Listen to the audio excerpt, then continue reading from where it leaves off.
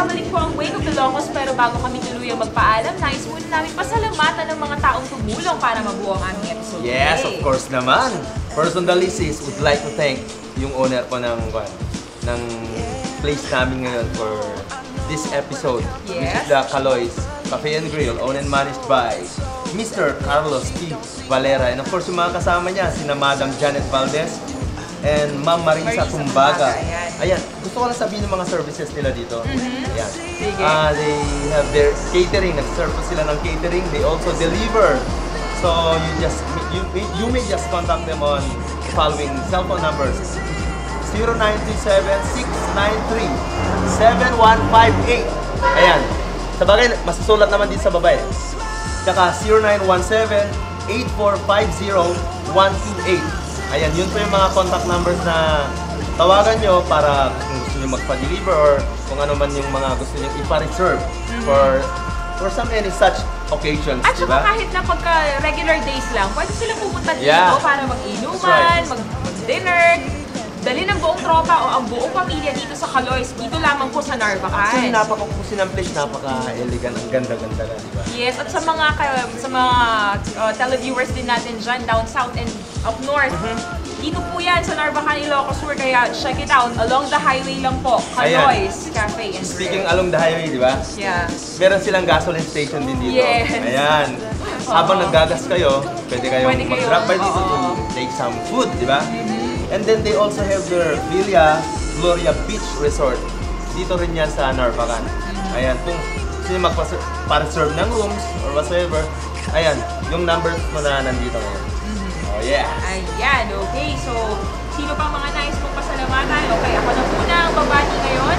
Ayan, at syempre bago ang lahat, nais po namin pasalamatan si Jonah na tumulong sa ating artistic and of course si Chef Sam para naman sa ating What's Cooking.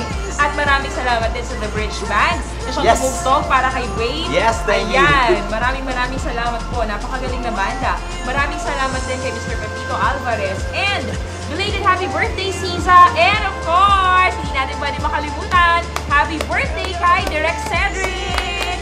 Ayan, happy birthday! Mamaya papakita namin siya sa'yo. Libre! Libre! Beer Libre! na! Beer na! Oh, talaga. At saka si Roxy, syempre, hindi natin pwede makalimutan. Happy birthday to our dear Roxy! Ayan!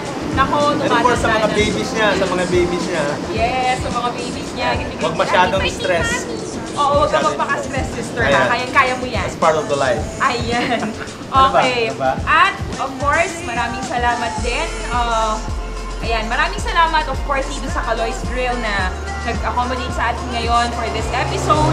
And I would like to say hi din kay Jerome de Peralta, kay Nady Martina na laging nanonood ng Wake Up Ilocos sa show ng Poptastic, kay Roldan Reintegrado at ayun, yun lang. Maraming salamat. Wala na akong maalala. Ito pa, yung mga co-workers pala ni Vicky doon sa St. Paul, sila Ma'am Irene.